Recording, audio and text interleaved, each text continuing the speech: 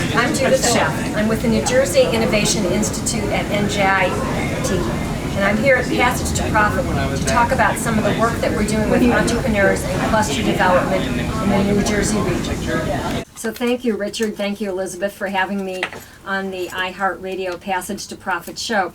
We've done a lot of work with entrepreneurs, helping them scale and grow their businesses. And a couple of the comments you made early on in the introduction are really so valuable to entrepreneurs. It's the connections that you make. And in fact, we run a particular program called Health IT Connections. And we've run this program for 5 years. We've received some support from the JP Morgan Chase Foundation through a program that they have called Small Business Forward, where we bring companies together in cohort clusters to help them grow their businesses and make appropriate connections. So what is a cohort cluster? That's kind of a new phrase. I haven't heard that yet. You haven't heard that term. So a cohort is really a group of companies that come together almost like a class of students who are going through or moving through a particular program. So our cohorts run for about 3 months. They come in every other Friday, and we help these CEOs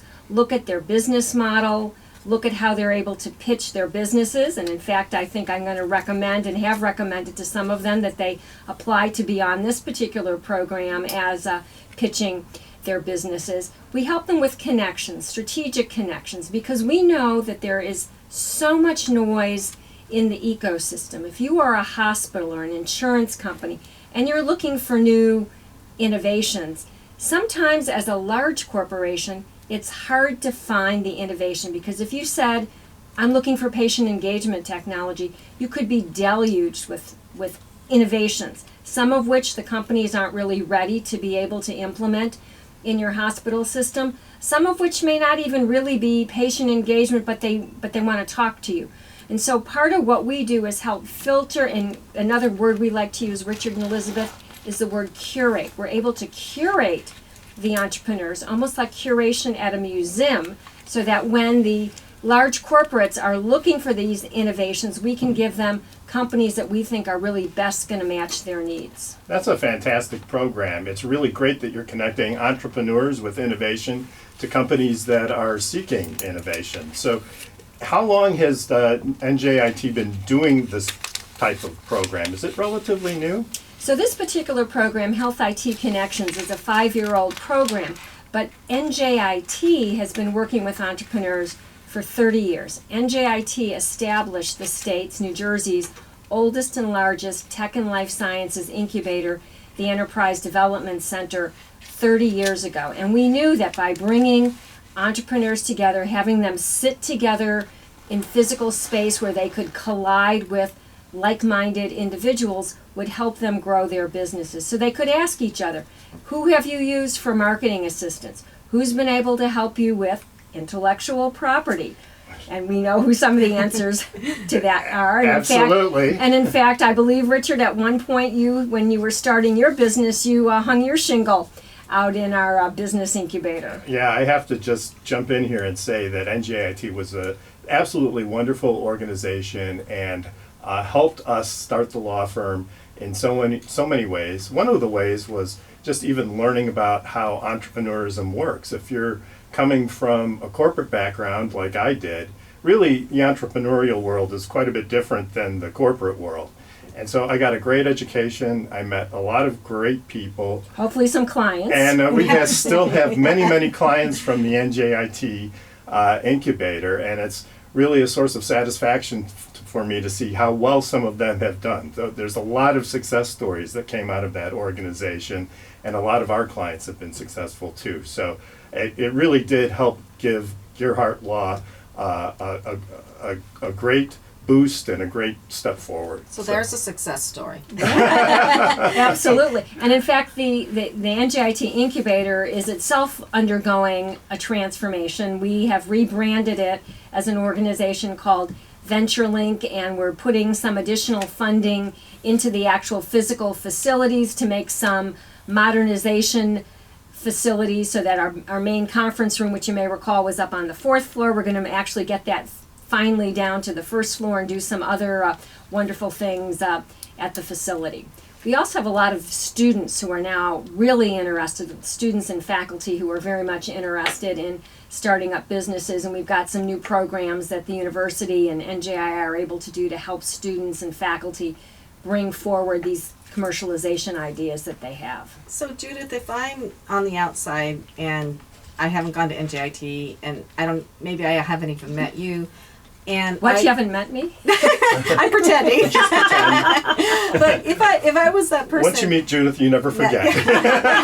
then what's the first step? Like, what would I do? Is there an application form to fill out to get into your program? How do I do that? So again, a lot of times we like to talk to people directly to kind of figure out what makes sense. For the Health IT Connections program, we have an application. There's applications to join the VentureLink facility as well. But we like to talk to people to figure out where are they as an entrepreneur, and what might we recommend as the right next step for them to take. Because there's a lot of wonderful resources within the state of New Jersey and the overall entrepreneurial ecosystem. So a lot of times when I'm talking to entrepreneurs, I'll say, have you gone to any of the local meetups? Because there are wonderful meetups around the state. Up in Hoboken, there's a New Jersey Tech meetup that Aaron Price had started. There's meetups at Fairleigh Dickinson University, and I know, Elizabeth, you had been very involved with the Morris Tech meetup. There's some down in Princeton and South Jersey, and it's a way to, again, start meeting other entrepreneurs, other service providers, other people to kind of help you figure out what you want to do next. You don't have to go it alone. And I have to say, having that support really makes a big difference, because you meet a lot of people who are in the same boat, trying to do sort of the same thing that you're trying to do. You can share war stories, you can share resources, and it's a great boost, because lots of times if you're out there being the lone entrepreneur, you're on your own, and you really don't have a place to share your experiences. And the incubators and the meetups are fantastic places to do that. Exactly. Additionally, there's some state resources and federal resources that sometimes people are not even aware of. The Small Business Development Centers, which are funded by the SBA, have resources in all of the counties. And in New Jersey, they're affiliated with Rutgers University, and sometimes they're also located at the community colleges. And they'll put on courses to, again, help an entrepreneur gain a particular skill, whether it might be a marketing opportunity or how to use QuickBooks or some activity to really help them move their businesses forward. There's also a Women's Center for Entrepreneurship Corporation. I think Alice Hackett, who's our board chair from WCEC, was on this program a couple of weeks ago talking about the resources that they provide. And even though that organization is called the Women's Center, it's for anybody.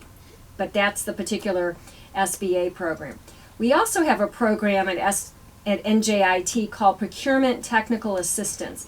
And this program has been funded by the Department of Defense, and we help small businesses sell goods and services to the federal government. And the federal government buys a lot of things. They buy clothing for the fighting force, they buy weapons, but they also buy training, food service, cleaning, marketing, a whole range and set of capabilities. And so our PTAC organization helps these small businesses make those linkages and get connected to who's buying what from the federal government. So if you want to scale your business, one quick way to do it is to get a government contract, right? Yes. Another quick way is to meet Judith. So getting back to the scaling question, Yeah. if we have entrepreneurs who are listening who want to scale their business, what are some of the key factors that they need to think about? So I think they need to think about what is their supply chain. We were actually having a conversation at lunch with Brett, who's you'll be hearing from later in the program, and we were kind of saying, what happens if you really hit it big? Are you going to be able to manufacture? Are you going to be able to produce what it is you've got out there in the marketplace? So as an entrepreneur, it's important to understand, if I get that big deal, whether it's a big box store that you're selling to, or if it's the federal government that you're selling to, are you going to be able to actually deliver what you want?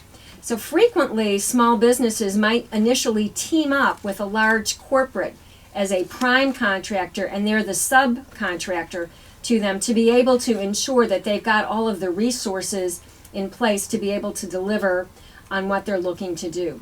Additionally, as you look to scale up, you need to think about who are the various customer segments that you're going to sell your product to.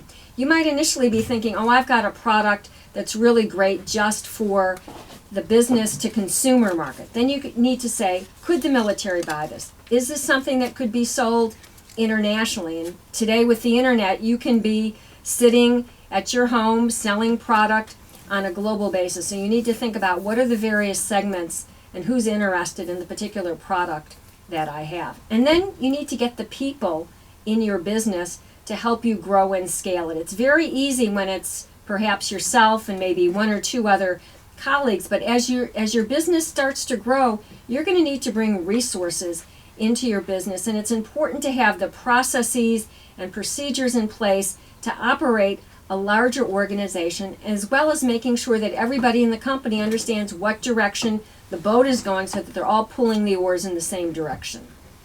So when you advise people and introduce them, what do you say about intellectual property?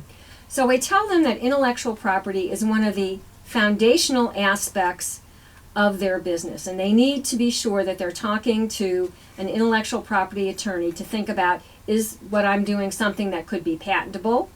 Are there trademark aspects associated with it? Are there copyright aspects associated with it? So that they think through those things before they get out there, so that they're not running their business all of a sudden potentially getting a letter from a large corporation or someone else saying, hey, you're infringing my domain name, or you're doing something that's infringing somebody else's patent, because that's the fastest way to kill a business.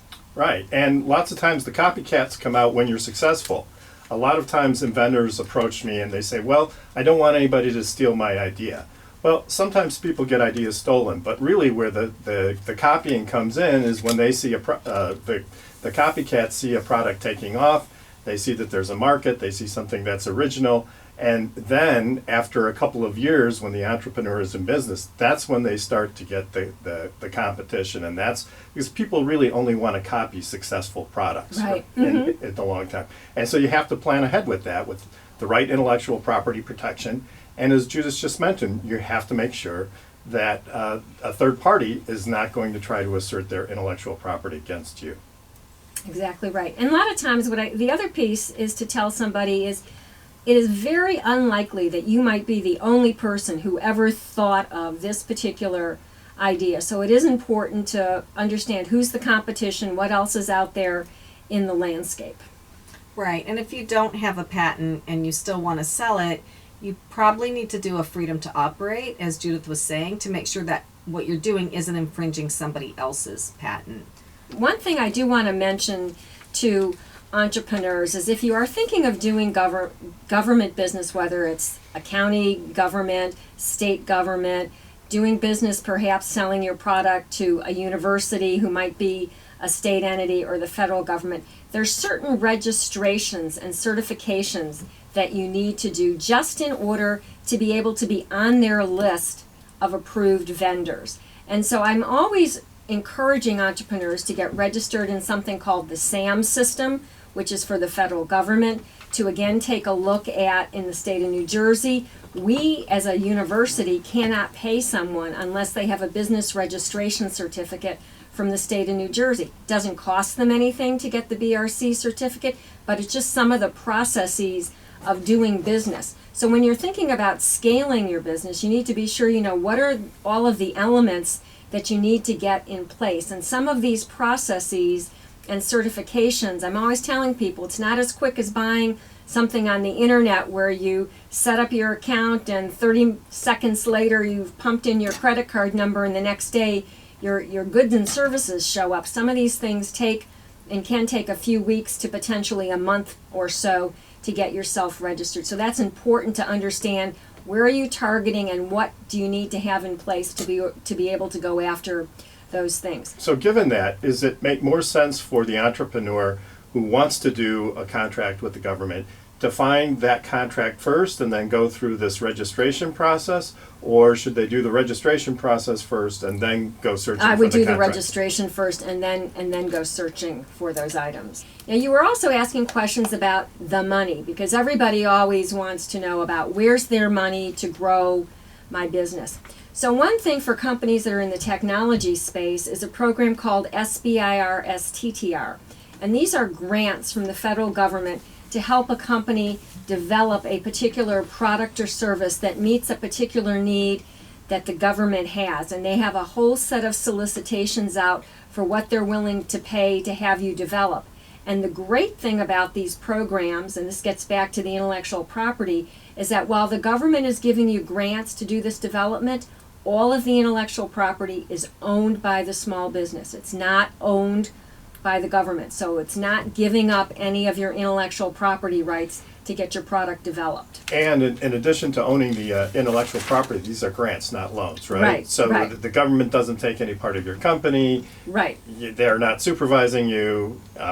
So it's a great deal if you can get it. It's a great deal if you can get it. And again, there's resources around the country that are, if you just kind of Google SBIR experts, that should be able to provide some assistance to small businesses. The federal government this year is doing a roadshow tour where the SBIR agencies are visiting different states to have agency representatives talk about the program. In New Jersey on September 18th, it's going to be held at one of the Rutgers University locations. If you just Google SBIR Roadshow, you can find the New Jersey information. Wow. I would encourage anybody who's starting a business and wants some money and is like really wants to know what people want to buy too, because they kind of give you guidance on what you should be making, right? Yes, certainly in terms of what the federal government is looking to buy. And remember, the federal government is everything from military to veterans administrations to schools, so Department of Agriculture, Environmental Protection, so it covers a wide swath of activity. But people are sometimes also very interested in, I need cash. And I need it now. Yes. I know that feeling. You know that feeling when the bills come in. So there's a number of organizations in New Jersey that are able to help businesses get access to funding. As you mentioned in the introduction, I'm the chairwoman of an organization called Greater Newark Enterprise Corporation, and it's essentially a micro loan organization which will provide funding to small businesses up to about $50,000, and we connect them not only to ourselves but to then some of the local banks who might be able to add in additional funding. And one of the great things about GNEC is it's not just giving you loans, it's also providing technical assistance, because we know if we don't help the entrepreneur with some of the skills that they need to be successful, they're not going to necessarily be successful in paying the loans back to us. And so we, as essentially a community development fund, CDFI, need to get the funds repaid back in order to roll them into other projects. And so technical assistance kind of goes hand in hand with what we do at GNEC. So I was going to ask you, so do they have to report to you on a regular basis about what they're doing with the money? I mean, they can't just take it and have a big party in Cancun. Right. No, there are reports that they need to provide, and there needs to be a payback schedule that's agreed upon at the start of the project. We have a loan review committee that looks at the application very much as if you were applying to a bank as well. So what kind of criteria are used by your organization to select the projects?